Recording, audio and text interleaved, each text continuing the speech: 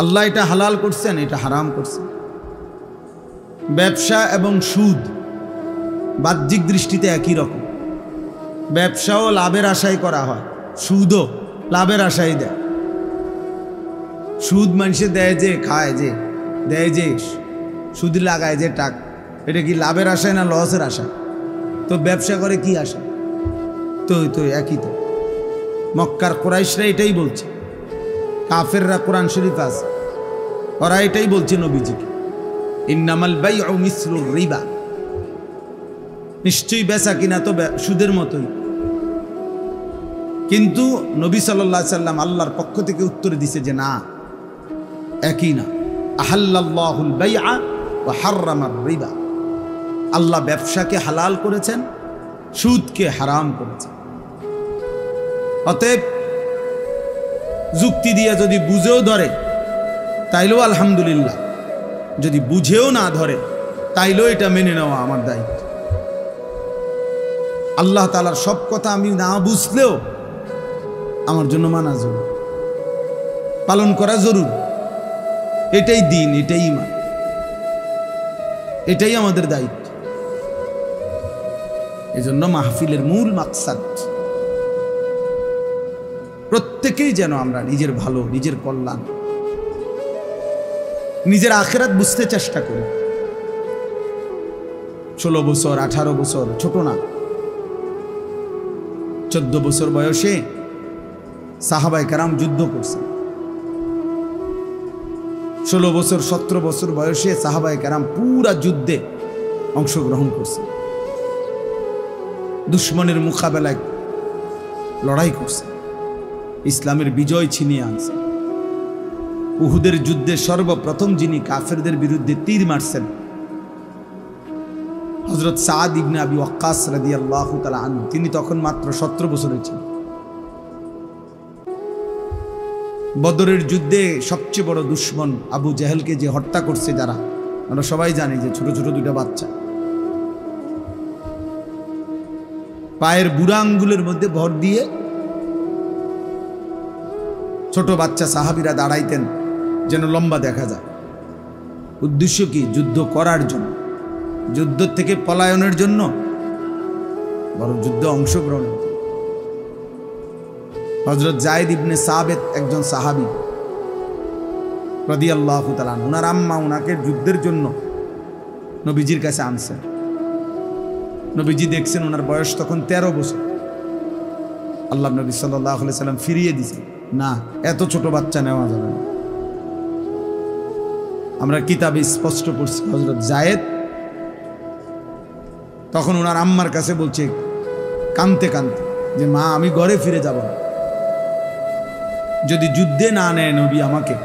নবীজিকে বলেন আপনি আমাকে দ্বীনের নবীজির সাথে ওনার যেই কোনো কাজে আমারে লাগাইতে, আমি কোনো না কোনো কাজ আমারে দিতে বলেন, আমি ওইটা অন্যটা হলে অন্যটাই করব, কিন্তু আমি ঘরে যাব না, ফিরে যাব না। আল্লাহ নবী সাল্লাল্লাহু আলাইহি ওয়াসাল্লামের কাছে বলছেন, নবীজি বললেন, উনি আবার ওনার আম্মা ওনাকে বলছেন নবীজিকে, ইয়া রাসূলুল্লাহ, আমার ছেলে ছোট হলেও কোরআন শরীফের অনেকগুলো সূরা মুখস্থ পারে। শুনাইছেন নবীজি, নবীজি এতে খুশি হয়েছেন, বুঝছেন সে অনেক মেধাবী। তখন আল্লাহ নবী সাল্লাল্লাহু আলাইহি সাল্লাম বললেন, মক্কার এই সীমানার পরে আরবের অন্যান্য অঞ্চলে কিছুটা ভিন্ন ভিন্ন ভাষা আছে, মূল আরবি ছাড়াও তুমি এই ভাষাগুলো শিখে আসো, এরপরে তোমারই দিয়ে আমি এই দোভাষীর কাজ করাবো এবং আরো অন্যান্য কাজ করাবো।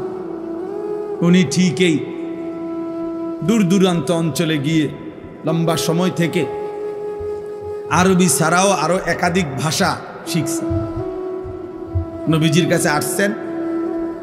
পরবর্তী জীবন নবীজির ইন্তেকাল পর্যন্ত আল্লাহ নবী সাল্লাল্লাহু আলাইহি সাল্লাম ওনাকে দিয়ে দুইটা কাজ করাইতেন। এক, কোরআন শরীফ নাজিল হলে সর্বপ্রথম যিনি কোরআন শরীফ নবীজির লিখতেন উনি এই সাহাবী, এই ছোট মিয়া। আর ওই অন্যান্য দূর দূরান্তের অঞ্চল থেকে যদি কোনো মানুষ আসতো তো তাদের কথা ট্রান্সলেট করা, তাদের কি বলছে এই কথাটা বুঝাইয়া বলা, আবার নবীজিরটা হেকো কাছে বুঝাইয়া বলা, এই দোভাষীর দায়িত্বটা এই সাহাবিকে দিয়ে আল্লাহ নবী করায়। তাইলে দেখেন ছোট ছোট্ট সাহাবি কিন্তু হিম্মত করছে, ইসলামের কত বড় খেদমত আল্লাহ তাআলা ওনার কাছ থেকে নিছে। এজন্য আজকে নওজোয়ান ছেলেরা, তোমরা বাবা মাও গাফেল, সন্তানরাও গাফেল। বাপ মাও মনে করে 16 বছর 18 বছর এখনো ছোট, আর সন্তান নিজেও মনে করে এত অল্প বয়সে আমার করার কিছু নেই, যদি কিছু নামাজ রোজা করতেও হয় এটি বুড়া হইল, অসল হইল। এতে করে উম্মতের এই বড় অংশ, প্রজন্মের এই মূল যেই অংশ যুবক, শক্তি সামর্থ্যের মূল অবস্থা যেটা, এই নওজোয়ান যেই কোনো, আমরা সবাই এটা বুঝি, কোরআন শরীফে আছে আল্লাহ তাআলা বলছেন মানুষকে যে তোমার 3টা অবস্থা, প্রথম তুমি দুর্বল, এরপরে তুমি সবল, এরপরে পুনরায় দুর্বল। ছোট্টবেলায় তুমি ছিলে দুর্বল, যৌবনকালেই তুমি কেবল সবল, আবার তুমি যখন বৃদ্ধ হবা, যদি হায়াত পাও, তাইলে আবারও দুর্বল। তাহলে মাঝখানে শক্তি সামর্থ্য, সবল সুস্থ কওয়াত, কোরআনে আল্লাহ বলছে সেটা যৌবনকাল।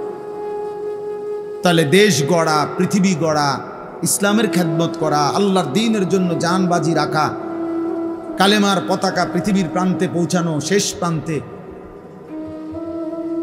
মজলুমের পক্ষে লড়া, জালেমের বিরুদ্ধে রুখে দাঁড়ানো, ইসলামের জন্য যত ত্যাগ কোরবানি সব কিছু করতে হবে এই যৌবনকাল।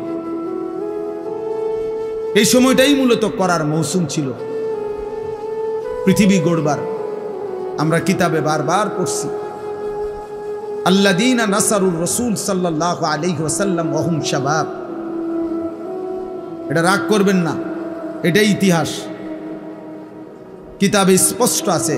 আমার কাছে এই গাড়িতে আমার এই কিতাব আছে, আমি সবসময় যে আরবি কিতাবটা পড়ি, ওখানে আছে যে আল্লাহ নবী সাল্লাল্লাহু আলাইহি সাল্লামের 23 বছরের নবুয়তের জীবনে সবচেয়ে বেশি সাহায্য ওনাকে যারা করেছেন তারা ছিলেন যুবক।